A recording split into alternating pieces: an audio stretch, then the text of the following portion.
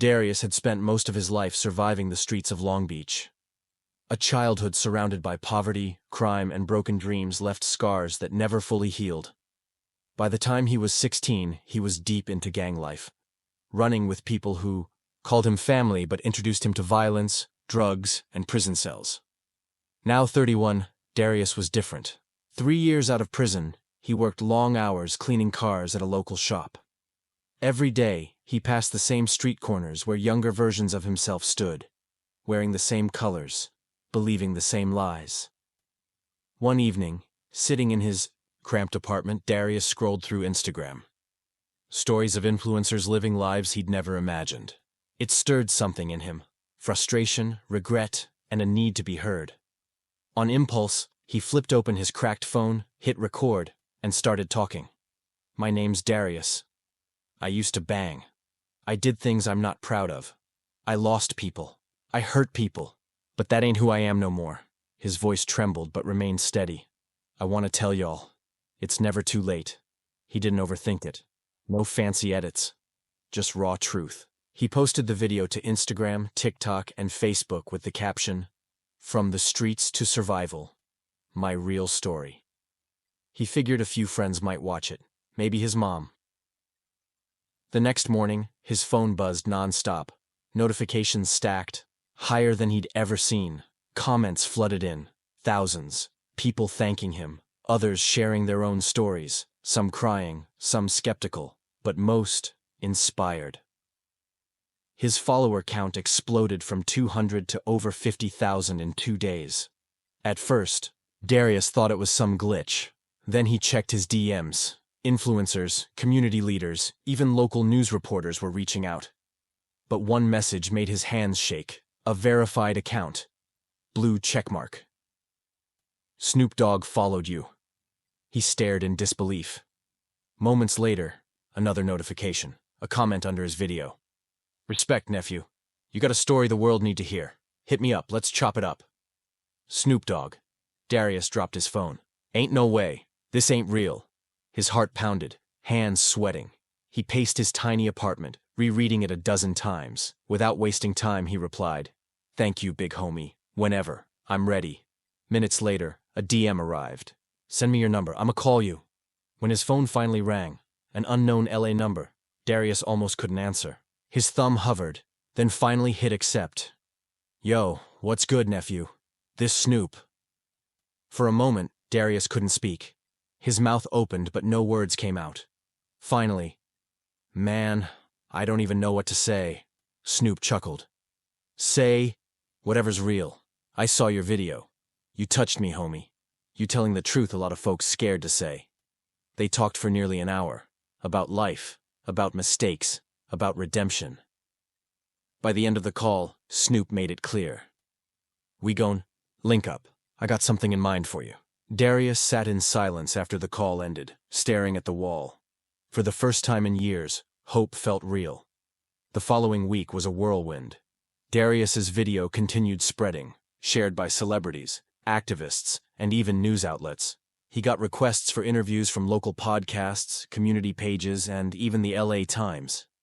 But one day stood out above the rest, when Snoop invited him to visit his compound in Inglewood. Darius arrived, heart pounding. The security gate opened to reveal a world unlike anything he'd ever seen. Murals, classic cars, a basketball court with the doggy-style logo painted on it.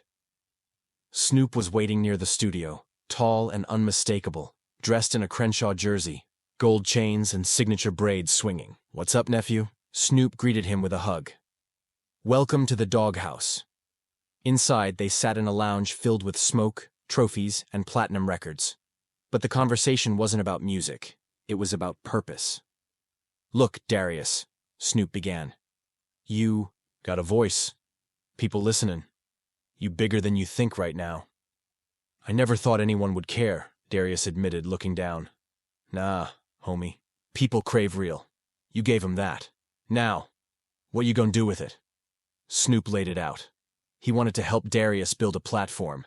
Not just for himself, but for others with stories like his.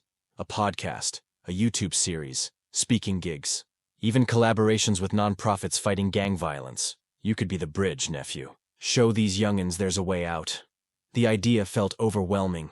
Darius had never spoken in public, let alone thought about being a role model, but Snoop wasn't letting him back down. We gon' start simple. You tell your story, on my platform. A week later, Darius sat in front of a mic. Lights on, cameras rolling, Snoop sitting beside him. They recorded a full interview, raw, honest, heartbreaking, and inspiring. When the video dropped on Snoop's YouTube, it shattered expectations.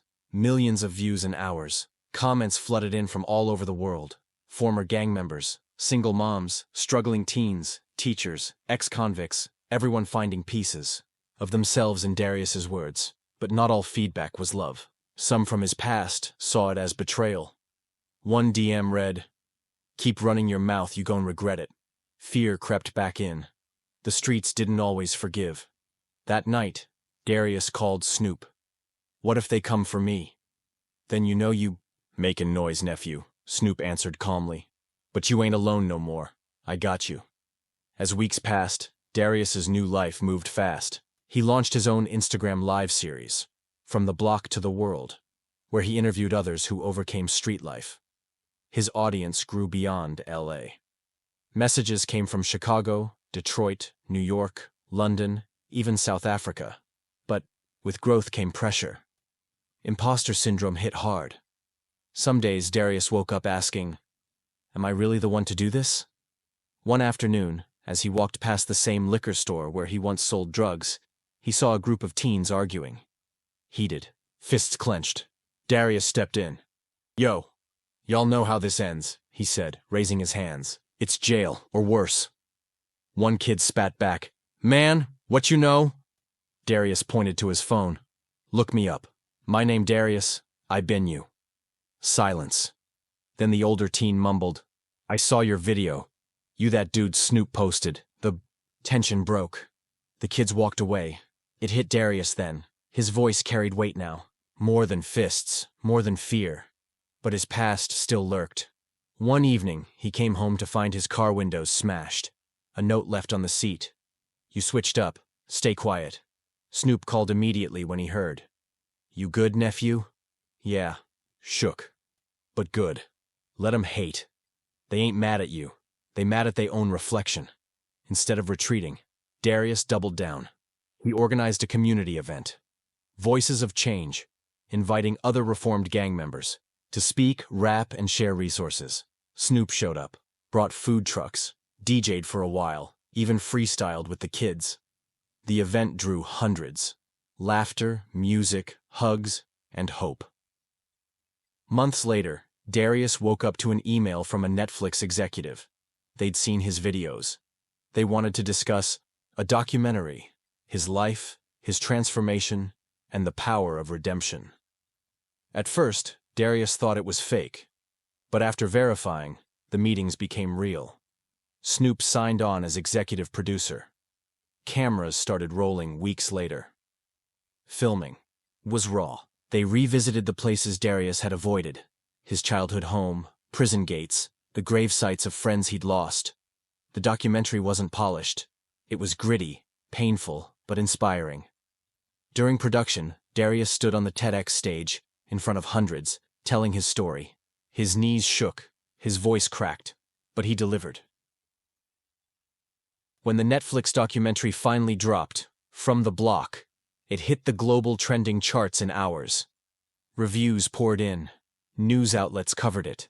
Schools started using it in classrooms. Nonprofits reached out for partnerships. But the most unbelievable moment came when Snoop called him one night. "Check your email," Snoop said. Darius opened it. A contract. Snoop wanted to bring him onto his team officially. Part of his foundation, part of his media company. "Bro. For real?" "Yeah, nephew. You family now." As tears rolled down Darius's face, he realized something. His past didn't define him. His voice did.